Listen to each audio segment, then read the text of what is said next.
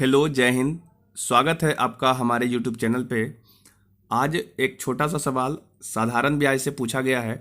काफ़ी अच्छा सवाल है और ऐसे सवाल अक्सर कॉम्पिटिटिव एग्ज़ाम के लिए महत्वपूर्ण हो जाते हैं, क्योंकि इस सवाल में एक छोटा सा लॉजिक है जिसको आप अगर लगाएंगे ये सवाल आपका तुरंत सॉल्व होकर के आ जाएगा। चलिए हम इस सवाल को डिस्कस करते हैं। आपको ध्यानपूर्वक ये सवाल देखना चाहिए। अभी जो आपका एग्ज़ाम होने वाला है आरआरबी एएलपी एंड टेक्नीशियन वाला, उसके लिए ये संभावित क्वेश्चन के तौर पे हम आपके साथ डिस्कस कर रहे हैं। ये क्वेश्चन अच्छा है, छोटा सवाल है, पर इसको हम कॉन्सेप्ट लगाएंगे तब ये जल्दी से बनेगा। अदरवाइज इसको आप डिटेल से इधर उधर करने की कोशिश करेंगे तो समय खाएगा। चलिए हम सवाल को डिस्कस करते हैं। ध्यानपूर्वक बिना स्किप किए हुए सवाल को देखिएगा। यदि आपको लगता है ये सवाल आप सॉल्व कर सकते हैं तो वीडियो को पॉज कीजिए और आप खुद से सॉल्व करिए। और अगर आपसे सॉल्व हो जाता है तो कमेंट में ज़रूर बताइए क्या आपने इस सवाल को सॉल्व कर पाया था खुद से या नहीं। चलिए सवाल पढ़ते हैं। सवाल क्या कर रहा है? सवाल है कि रामू एक बैंक से 12,000 साधारण ब्याज दर से कर्ज लिया। 3 वर्षों के बाद उसने मूलधन में से 6500 रुपया बैंक में जमा कर दिया। उसके 2 साल बाद उसने 9260 रुपया बैंक में जमा कर अपना खाता बंद करवा दिया। कर्ज लेने पर वार्षिक ब्याज दर क्या था? ऑप्शन दिया है 6%, 10%, 8% और 9%। ये 4 ऑप्शन दिया हुआ है। सवाल में क्या है कि रामू ने एक बैंक से कुछ पैसा कर्ज लिया है जो आपको दे रखा है। कितना लिया है? तो देखिए रामू ने कर्ज कितना लिया है, तो 12,000 रुपया कर्ज लिया है। ठीक है। अच्छा, सबसे पहली बात, सवाल को पढ़ने से क्लियर हो जाता है कि ये सवाल साधारण ब्याज का है, चूंकि इसमें देखिए लिख रखा है कि जो ये कर्ज लिया गया है वो साधारण ब्याज पे लिया गया है। देखिए यहाँ पे मेंशन है। ठीक है। और इसने 12,000 कर्ज लिया और किस प्रकार से पैसा लौटाया है, तो उसने कहा है कि पहले 3 साल के लिए लिया और जैसे ही 3 साल उसका पुर गया था, यहाँ पे उसने 6500 रुपया दे दिया। ठीक है, 6500 दे दिया, इतना जमा हो गया। ठीक है। तो फिर उसके पास पैसा बचा कितना? 12,000 लिया था, 6500 जमा कर दिया, तो उसके पास अब यहाँ पे 5500 रुपया शेष राशि बचा हुआ है। ठीक है, ये आपका जो पैसा है वो शेष बचा हुआ है। ठीक है, इतना रुपया उसने जमा कर दिया है। और फिर 2 साल के बाद, लास्ट में 2 साल के बाद यहाँ पे उसने 9260 रुपया दे करके और अपना कर्जा मुक्त हो गया, यानी बैंक से खाता क्लोज करा दिया। अगर हम आपसे एक बात पूछे कि इस पूरे कर्ज के लेन देन में रामू को कुल कितना पैसा एक्स्ट्रा देना पड़ा, एक्स्ट्रा कितना पैसा दिया, तो पहले ये पता कर लीजिए कि रामू ने पैसा दिया कितना है बैंक को। तो आप कहेंगे रामू ने पहले दिया था 6500 रुपया यहाँ पे, है ना, और फिर लास्ट में दिया था 9260 रुपया। तो टोटल ये पैसा कितना दिया है, तो ये आपका जोड़ के आ जाएगा। ये देखिए 60 हो गया, ये 7 और ये 15। ठीक है, यानी 15,760 रुपये उसने टोटल लौटाया है। ठीक है, जबकि लिया था वो 12,000 रुपया ही। तो एक्स्ट्रा कितना देना पड़ा?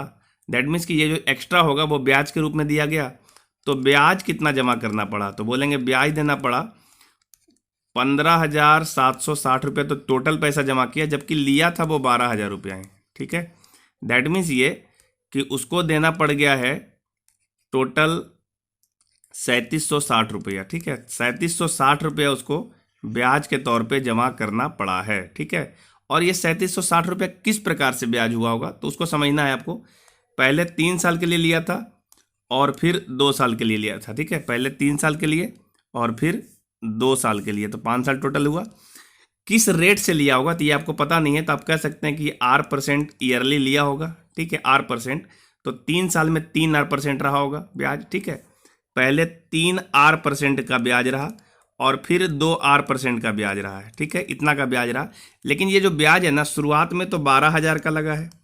शुरू में 12,000 पर 3R% लगा है, यानी 3R% को 3R/100 कर सकते हैं। इसको हटा के यहाँ पे 100 कर सकते हैं। ठीक है, और फिर जो ये 2R% लगा है, ये आपका 12,000 पे नहीं लगा है, चूंकि 6500 तो जमा कर दिया, तो 5500 पे लगा है। ठीक है, 5500 रुपये पे इसका लगा है 2R%। परसेंट को हटाएंगे तो नीचे 100 आ जाएगा।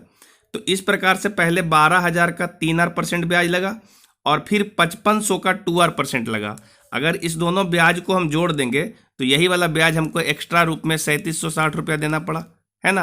पहले 12,000 पे 3R% लगा और फिर 5500 पे 2R% लगा। इस प्रकार से जो हमारा टोटल ब्याज हुआ जोड़ के, वो आपका 3760 रुपया हुआ। तो इसको हम जोड़ेंगे तो इसके बराबर हो जाएगा। ठीक है जी। इसके बाद इसको हम यदि सॉल्व करें तो देखिए ये वाला जो 2 जीरो है, ये वाला जीरो कट जाएगा इसके साथ, ठीक है, तो ये आ जाएगा 12 तिया 36 अर्थात 360R।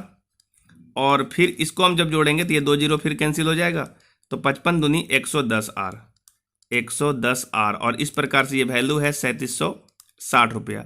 यदि हम इसको सॉल्व करें तो सॉल्व करने के बाद देखिए ये जो वैल्यू आ रहा है 0, 6, 1, 7 और 3, 1, 4, 470R बराबर 3760 रुपया। ठीक है, अब यहाँ से यदि हम R को सॉल्व करें तो देखिए ये 0 0 कैंसिल हो जाएगा, ये 0 और ये 0 कैंसिल हो गया, और ये 47 जो है 47 से इसको हम काटेंगे तो ये 8 बार में पूरा पूरा कट जाता है। ठीक है, इस प्रकार से जो R का वैल्यू आ रहा है वो आपका 8% यहाँ पे देखिए आ जा रहा है। ठीक है,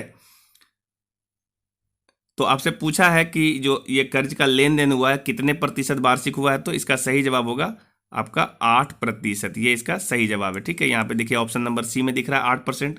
उम्मीद है ये सवाल को आप समझ पाए होंगे। बहुत आसान सवाल है पर है इंपॉर्टेंट सवाल, क्योंकि ऐसे सवाल अगर आपको एग्जाम में आए तो आपका कलम एक बार रुक जाता है। अगर कलम रुक गया तो आपका समय खराब होगा। तो आप अच्छे से कॉन्सेप्ट को समझ लीजिए। बहुत ज़्यादा कैलकुलेशन नहीं है, हम जो कैलकुलेशन करने की कोशिश करते हैं वो सिर्फ आपको समझाने के लिए ऐसा करते हैं। अगर आपको ये चीज़ें आ जाएगा, कॉन्सेप्ट आपको आ जाएगा, तो आप भी इसको बहुत जल्दी आसानी से सोल्व करके निकल सकते हैं। ठीक है, सिंपल कॉन्सेप्ट क्या करता है कि पहले जो है 12,000 पे लगा होगा R% के हिसाब से 3 साल में 3R%, ये ब्याज हुआ, और फिर 6500 दे दिया तो 5500 रुपया बचा ना। तो 5500 पे अगर R% के हिसाब से लगाएंगे तो 2 साल में 2R% हो जाएगा, तो 5500 का 2R%।